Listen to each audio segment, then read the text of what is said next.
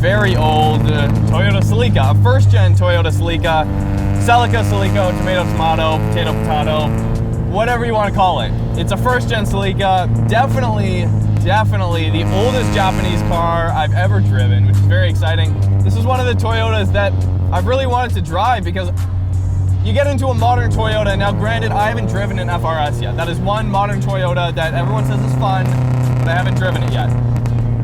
But for the most part, modern Toyotas are boring. They're just made for fuel efficiency. They're made to get you from point A to point B in the most efficient way possible, right? And then my car, the 94 MR2 and Supras and stuff in the 90s were kind of the golden age in Japanese automotive engineering. So for me, it's just a thing of, well, where did Toyota go wrong? Where did they come from? And then what made the MR2 or the Supra or anything else from that 90s period kind of be the last hurrah for Japanese turbocharged engines?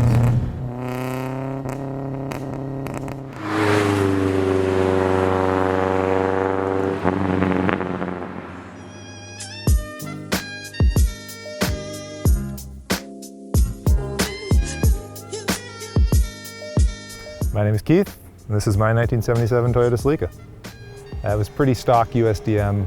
It was not in nice shape.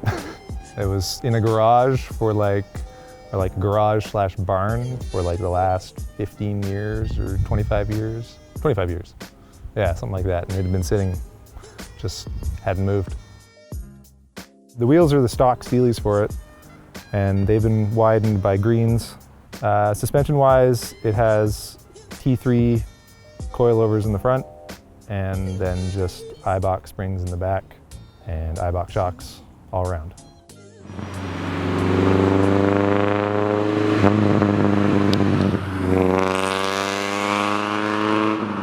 So this has got a 2.2 liter inline 4, front of the car obviously, rear wheel drive, it's carbureted, one of the only carbureted cars I've driven as well. Everything's very different. It's got fender mounted side view mirrors, which is the weirdest thing ever because I keep looking to the left of the A-pillar here to find a mirror and nothing's there. And it looks so cool. It's this time period too where you look at Japanese cars and you look at this one in particular and you're like, wow, that really looks like a 70s Mustang.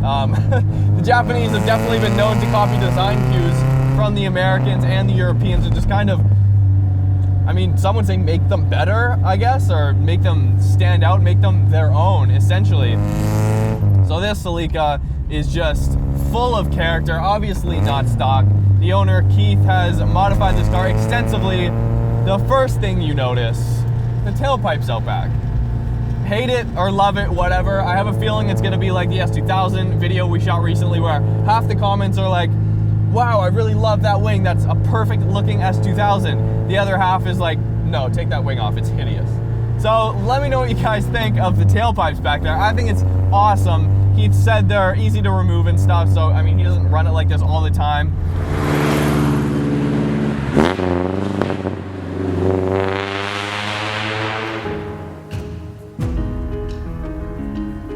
I designed them for myself. I didn't do the welding. A friend of mine did the welding, and he's a great welder. Thank you, Ryan. I've just always wanted tall, tacky area pipes on a car. It's just, the whole Japanese image is really sweet to me. So yeah, I want to go to Japan. Fuck yeah. No, I've never been, but I do want to go there very badly. And checking out all the Bosozoku stuff and all the Deco trucks and all that stuff. This engine is putting out a very staggering and scary 100 horsepower. Not the quickest car, but this is the thing here. Horsepower does not make a fun car. Horsepower can make a very exciting car. More horsepower will definitely make a car more exciting, more scary, but it does not add to the fun factor of a car, so to speak. All right, so as you can see, Keith has some cool stuff in the interior. He's done this headliner himself. It's not stock. He's got his little fuzzy dice here. He's got a awesome Nardi wheel, fits the car perfectly. It's a great size. A lot of aftermarket wheels just look, they look like they belong on a 90s Japanese car. this wheel aftermarket, but it looks like it belongs in the car, which is the best kind of wheel. He's got the 8-ball shifter, which is almost a requirement in a car like this. And as well, the best part of the interior, in my opinion, is this little toggle here. So if you hit this,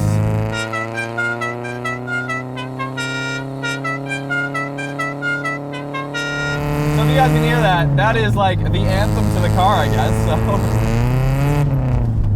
So the car is not fast. I mean, I already said it had 100 horsepower. That should tell you whether it's fast or not, but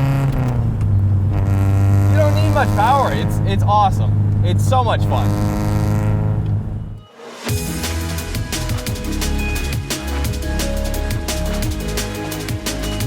I have an 18RG motor, which is like Japanese twin cam. It's in pieces. I want to build it up. I want to put dual 45 Webers on it, and I have some mild cams for it. And like I want that. It's like not a fast motor, but it's what should have been in this car at the time. Like in Japan, you would have been able to get it in there. And it just, like, in my mind, it'll be like 1980s quick. And that's all it really needs to be. I don't really know what drew me to these cars exactly. I guess, like, I was really into muscle cars before, so maybe there's something there because it's got a very muscle car look to it. Like, I was strictly American cars before, and then my buddy, Justin, he bought this 83 Corolla wagon with a 4AGE in it, and I drove that a couple times, and I was just like, wow, this is a lot of fun. I'll get something slower.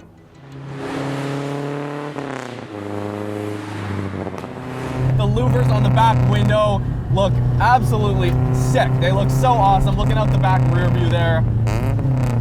It's pretty easy to heel toe. Inputs are all actually very light. Even with no power steering, the inputs are very light. Steering's great. It's a little loose on center, as you would expect from a car from the 70s. But shifter's great. It's a nice long throw, that 8-ball aiding in getting the car into what gear you want. It's actually really solid. Feels very solid. Steering gets nice and heavy as you load it up. Pedals are very light. Clutch is very light. Gas pedal is floor hinge, kind of like an old school Porsche. And you can see the hood outstretched in front of you. Everything's really close. It's still a very small chassis, which is what makes it really cool. And I wanted something different. Yeah, I mean, that's really what it plays down to. And at that time, I was also getting into the Japanese stuff, like, and I started discovering Bosozoku, and yeah, I just started searching for these cars pretty specifically. Like, I wanted a first-gen Celica Liftback. I have never owned anything newer than this. This is my newest car.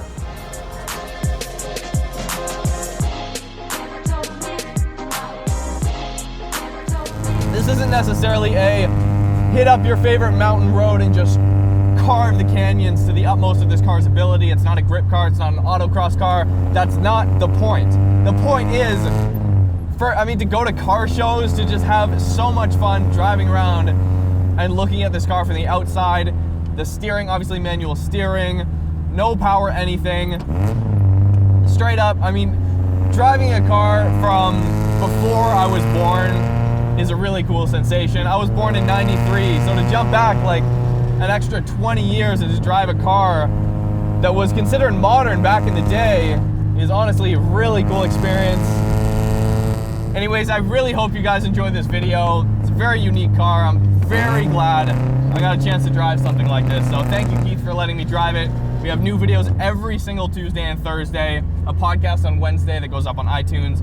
Head on over to roadsandtravel.net where you can find photos, videos, bonus content, and all the music in the videos as well. So look forward to seeing you guys next time.